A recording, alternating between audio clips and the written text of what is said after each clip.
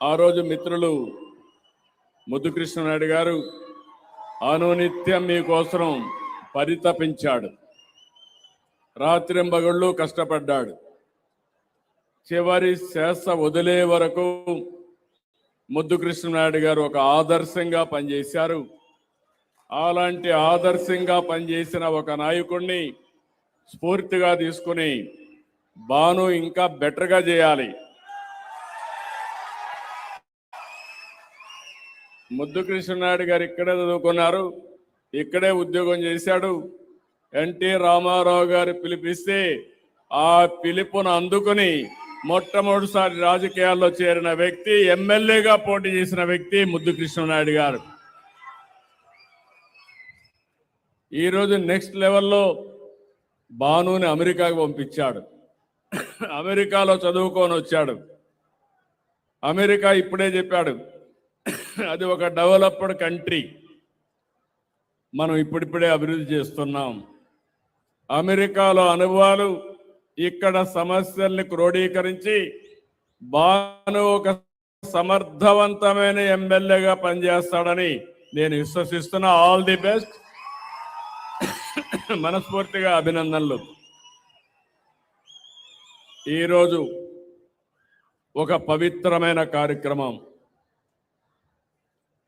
ఏడాది క్రితం స్వర్ణాంధ్ర స్వచ్ఛాంధ్ర ఒక ఉద్యమంగా ప్రారంభించాం. ప్రతి నెల 3వ శనివారం అనగానే నాకు గుర్తొస్తుంది, అక్కడి నుంచి పనిచేయడం మొదలు పెడుతున్నాం.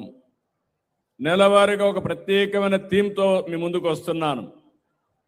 ఈ నెల 3వ శనివారం పండుగలు కాబట్టి మళ్ళీ ఈ నెల మిస్ కాకుండా 4వ శనివారం ఈ కార్యక్రమాన్ని పెట్టుకుంటున్నాం.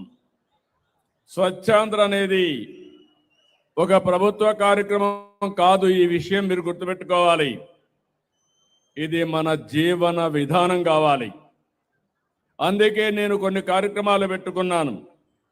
ప్రతి నెల 1వ తారీఖు వస్తే పేదల సేవలో నేనే కాదు, ప్రజాప్రతినిధులు, అధికార యంత్రాంగం, ఎన్డీఏ కూటమి నాయకులందరూ కూడా ప్రజాసేవలో మమేకం కావాలి. మాకు గుర్తుండాలి, పేదవాళ్ళ సమస్యలు అర్థం చేసుకోవాలి. మీ సమస్యల పరిష్కారం కోసం అనునిత్యం పనిచేయాలనే ఉద్దేశంతోనే పేదల సేవలో పెట్టాం. ఈరోజు మీరు ఒక్కసారి ఆలోచిస్తే నేను సూపర్ 6 చెప్పాను, అందరూ అసాధ్యమన్నారు. సూపర్ 6ని సూపర్ హిట్ చేసిన ఏకైక కూటమి ఎన్డీఏ కూటమి. ఈరోజు మీలో ఇంత ఉత్సాహం ఉందంటే అందరికీ తల్లికి వందనం వస్తా ఉంది. స్త్రీ శక్తి కింద ఫ్రీగా బస్సులో ఎక్కడికి కావాలన్నా మా ఆడబిడ్డలందరూ తిరిగే పరిస్థితికి వచ్చారు. అన్నదాత సుఖీభవ సమర్థవంతంగా అమలు చేస్తున్నాం.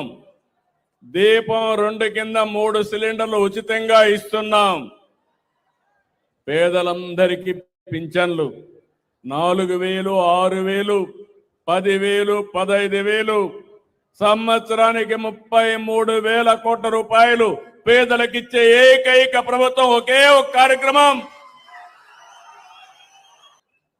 అదే సమయంలో 1-2 కాదు, అనేక కార్యక్రమాలతో ముందుకు పోతున్నాం.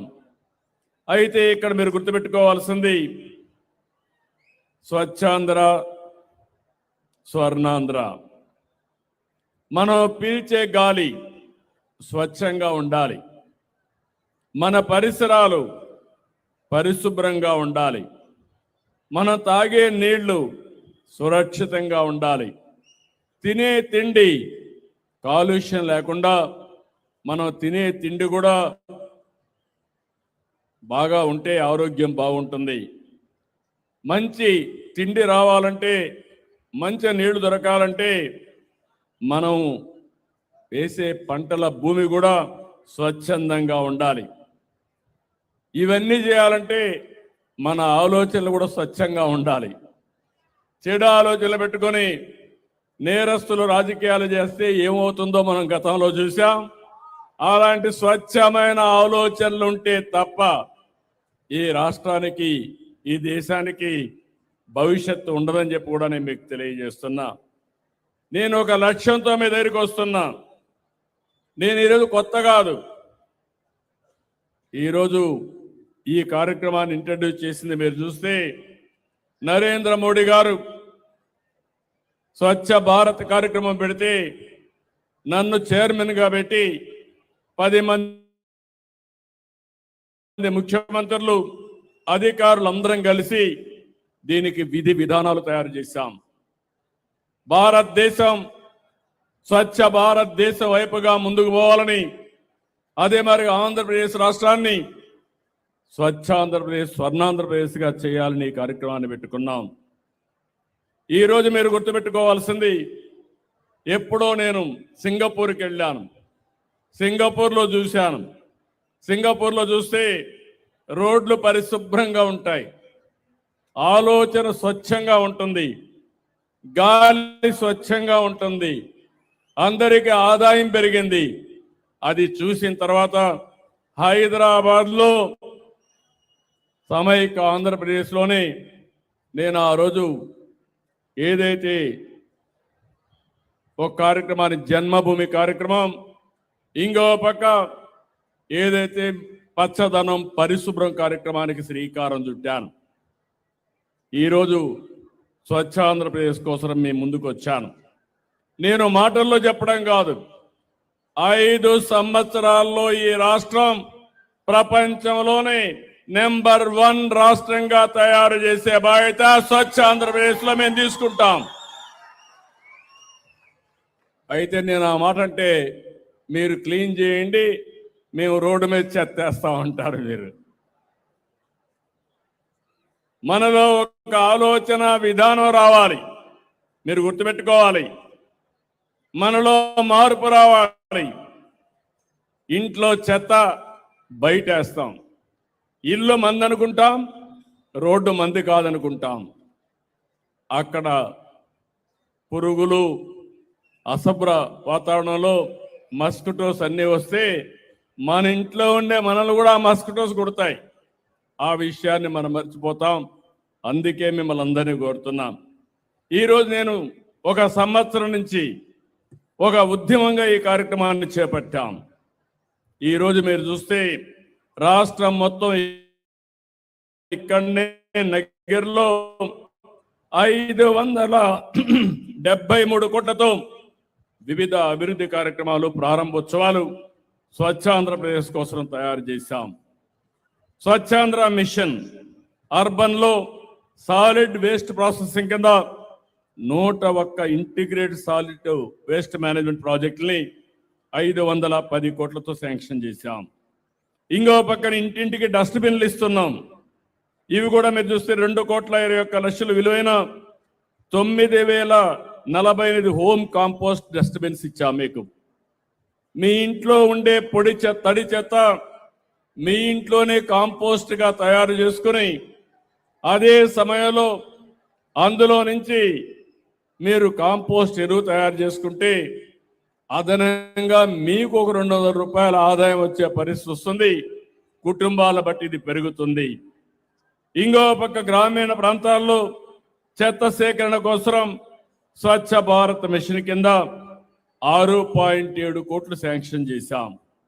200 ఆటోలు ఇచ్చాం, 1,200 ట్రైసైకిల్స్ ఇచ్చాం, 5,000 పుష్ కార్ట్లు ఇచ్చాం.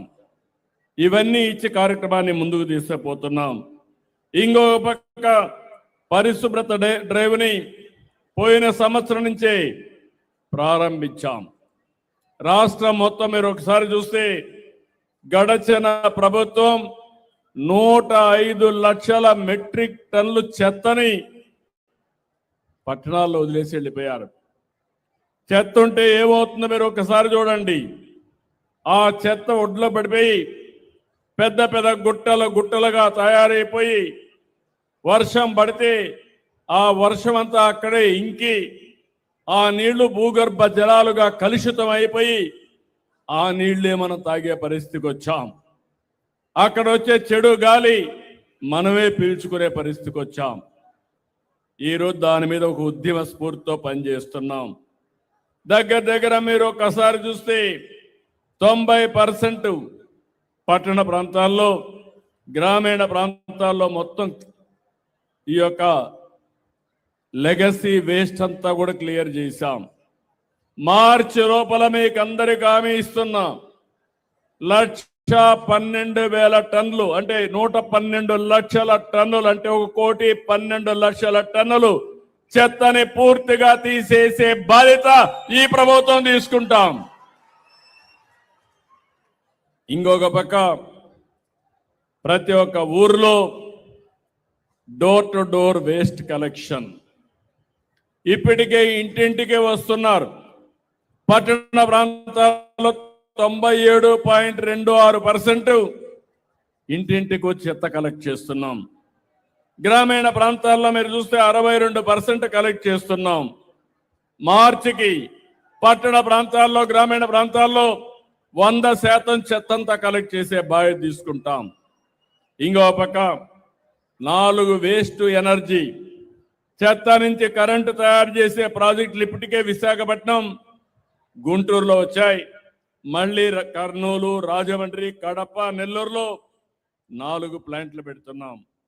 ఇవి కాకుండా తిరుపతి, విజయవాడ ఇంకొక 2 వచ్చే అవకాశం ఉంది. ఇంకో పక్క అన్ని గ్రామాల్లో మీరు ఇంట్లో కాంపోస్ట్ తయారు చేయగలిగితే మంచిది. ఒకవేళ మీరు తయారు చేయకపోతే 10,790 సాలిడ్ వెల్త్ ప్రాసెసింగ్ సెంటర్స్ కింద రాష్ట్రం అంతా కూడా తయారు చేస్తున్నాం. ఇది డాక్రా సంఘాలకు అప్పచెప్పాం. వాళ్ళు తయారు చేసిన కాంపోస్ట్ ని రైతులకు సరఫరా చేసే కార్యక్రమానికి శ్రీకారం చుట్టాం. స్వచ్ఛ రథాలు వారానికి ఒకసారి ఒక టైం టేబుల్ ప్రకారం మీ ప్రాంతానికి వస్తాయి. అక్కడి నుంచి మీరు వాడేసినటువంటి డ్రై వేస్ట్ కానీ, ప్లాస్టిక్ కానీ, కాగితాలు కానీ ఏవైతే ఇస్తే అవి తీసుకొని తిరిగి మీకు నిత్యావసర వస్తువులు అక్కడే ఇస్తారు. అంటే ఒకప్పుడు నేను చిన్నప్పుడు చూసేవాడిని, ఎవరన్నా మీ ఇంట్లో చెత్త ఉంటే, వేస్ట్ ఉంటే ఇవ్వండి, మేము దానికి డబ్బులు ఇస్తామని వచ్చేవాళ్ళు.